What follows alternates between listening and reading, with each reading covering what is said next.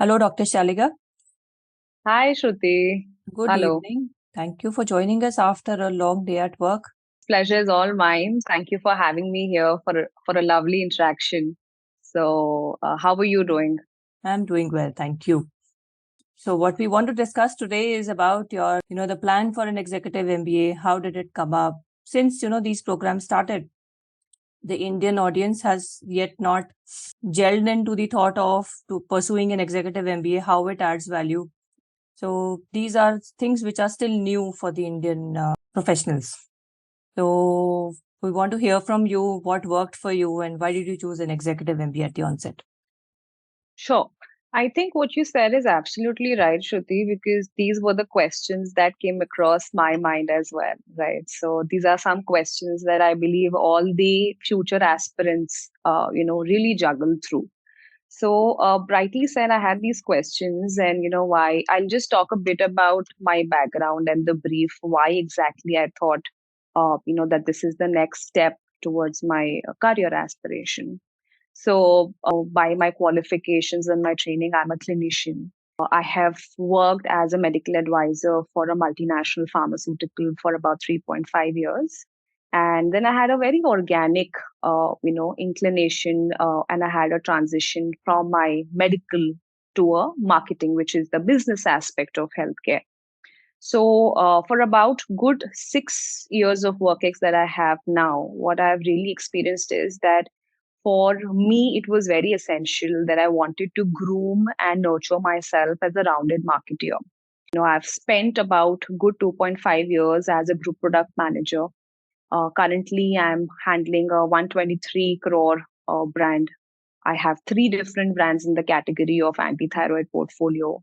I'm managing 300 plus folks on ground in the sales team. So while I was doing well and I was learning, unlearning, and facing different challenges and navigating through ups and downs and successes during these 6 years, I also realized that there are a lot of skills that I was yet to acquire, in order to be future ready and the cusp of the career that I am currently at present.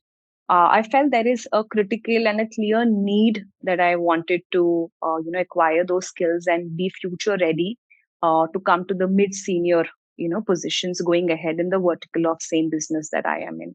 So perhaps that's the reason why I felt that, a good business school, a reputed business school, which has class A faculty coming with diverse experience, a cohort which is very, very diverse, coming from different industries, would really add a lot of impactful value to my career, to my learning, and the skills that I want to acquire and grasp during my program.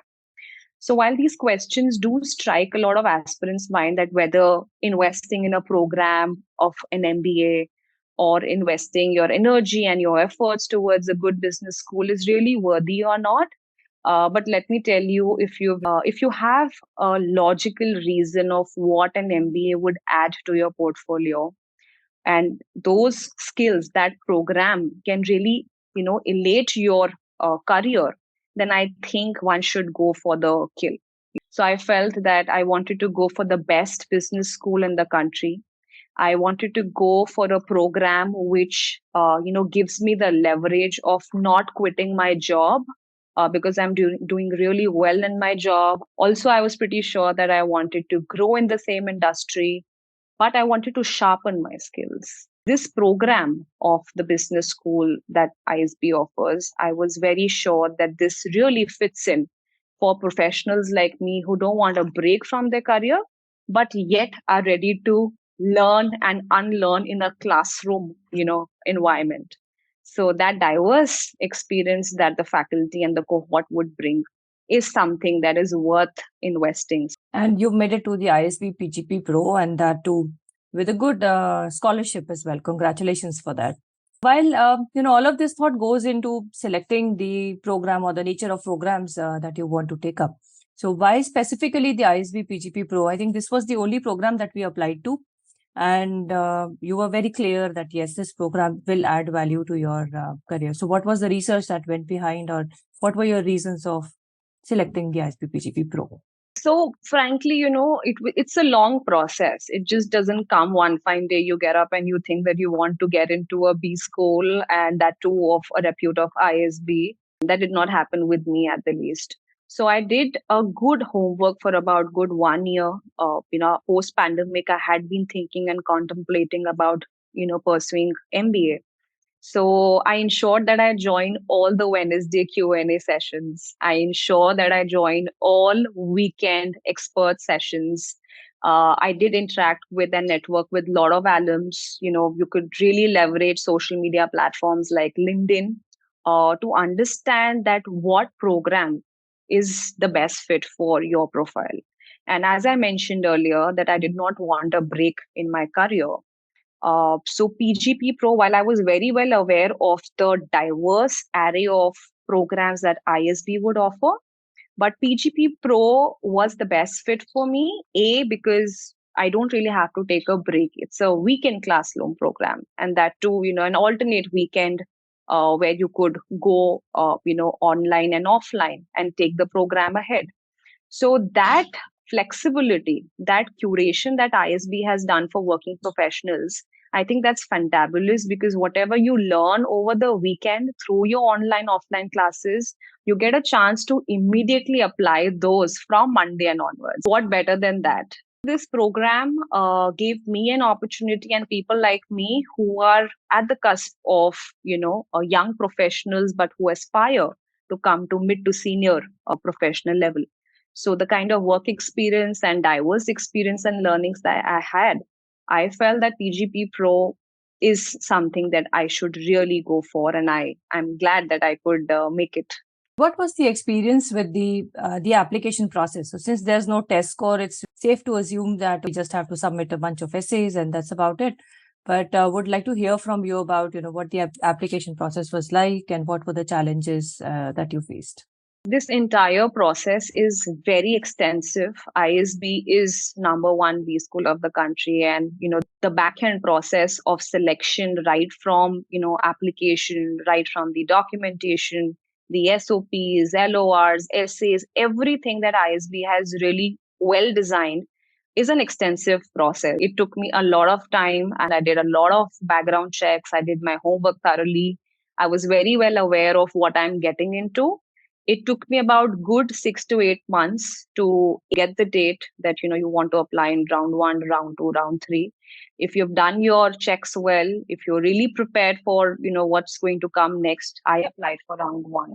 As soon as the round one application opens up, you really need to start working on your essays. It's just not easy that whatever comes to your mind, you just pen it down and you send it and you get selected.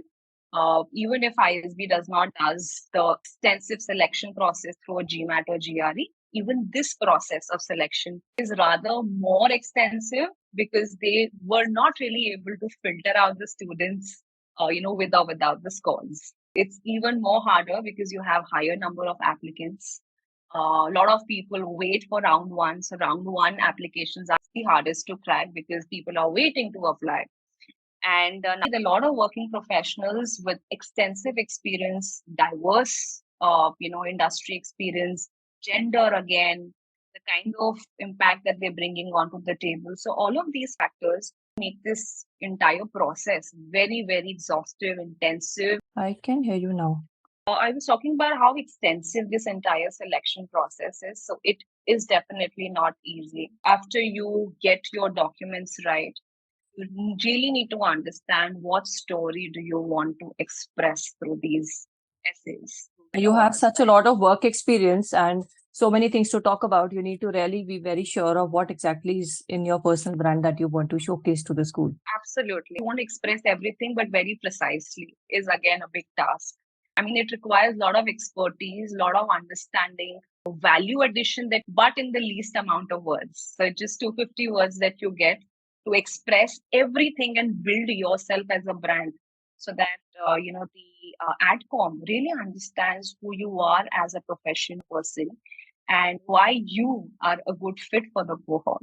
It's an exhaustive exercise, and it took me about good 1.5 year to understand everything, do the right check, select the right program, get my SOPs, LORs. LORs, again, I think is a very thoughtful process where you should be very well aware of your recommenders. If you have these things in place, the next step is, getting the interview call.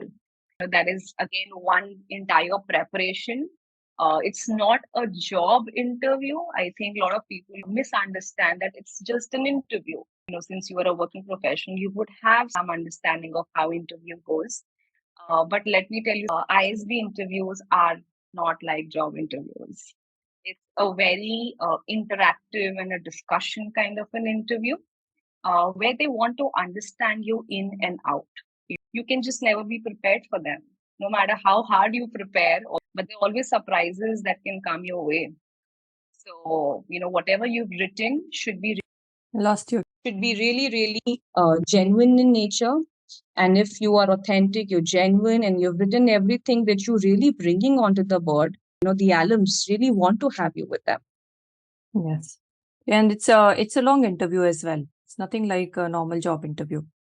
Absolutely not. So the email said that I would be interviewed for just 30 minutes. But after a long wait of 40 minutes, I gave an in-person interview. I did not have an online interview. I did a on-campus interview.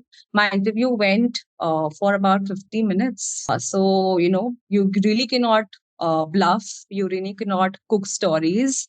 You really can't say anything that you haven't mentioned in your essay because they would expect you to be as genuine as you can be. As long as you are honest with your the brand that you have tried to prove during your essay writing, they just check.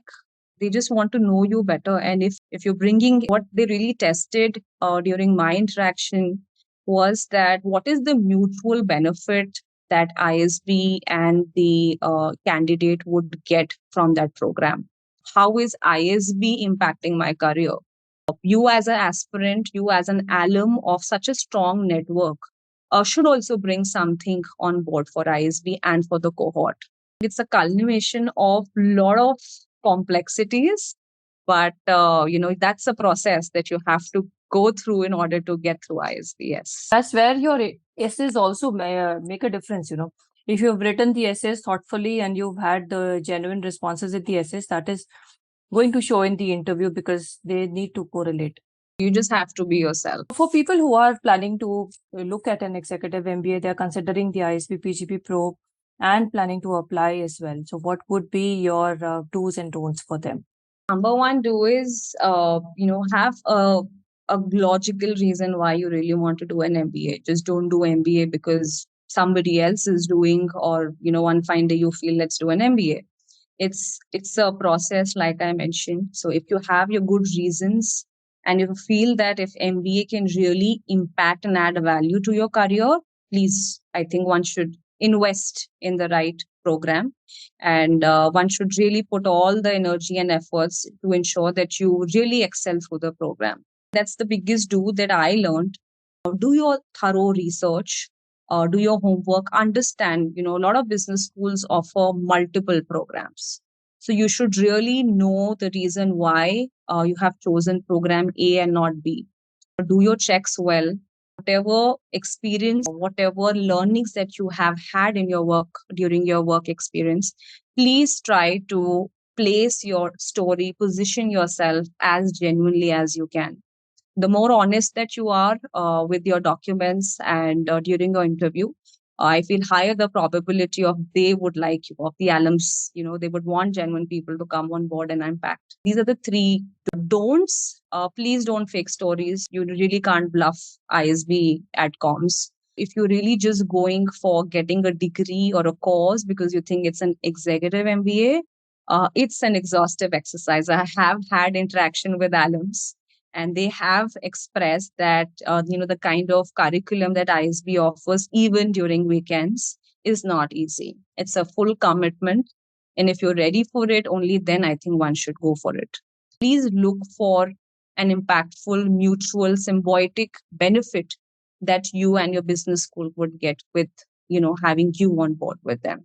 So if you have these 6 checks, I think you're a great fit. You are a good aspirant for MBA. That's really exhaustive. Thank you so much for this. So, Dr. Shaliga, we worked with you for the application and would like to understand what were the criteria that were important for you to choose an ISB admission consultant, and how was your experience of working on the application and the interview prep? Sure. I think it's a very subjective call, Shruti. Some might not agree with me and some would. Of the reasons why one hungry aspirant should really hire a good and a genuine consultant. If you have to take, your vehicle and reach your destination, you could take multiple pit stops. Ask the local vendors that how do I reach my point A? That's one way that you will get to your destination, but you have to take those multiple stops. You have to understand from local vendors. The other way is use Google Maps, right? So I think good genuine consultants are like Google Maps, right? So while you'll have to take the pain, you will have to travel the distance by yourself. The candidate has to do everything. The biggest myth I think that even I partially had, a lot of people around me do say that you just pay the consultants and they'll do the job for you. Well, that's just not true. Shruti, who was my consultant, was very very honest, and she had put down certain things to me on day one of my interaction that you have to build your own story. I will guide you. I will direct you so that I ensure that you reach your destination. So I think a good, genuine consultant, like GOALisB, behaves like a Google map to you.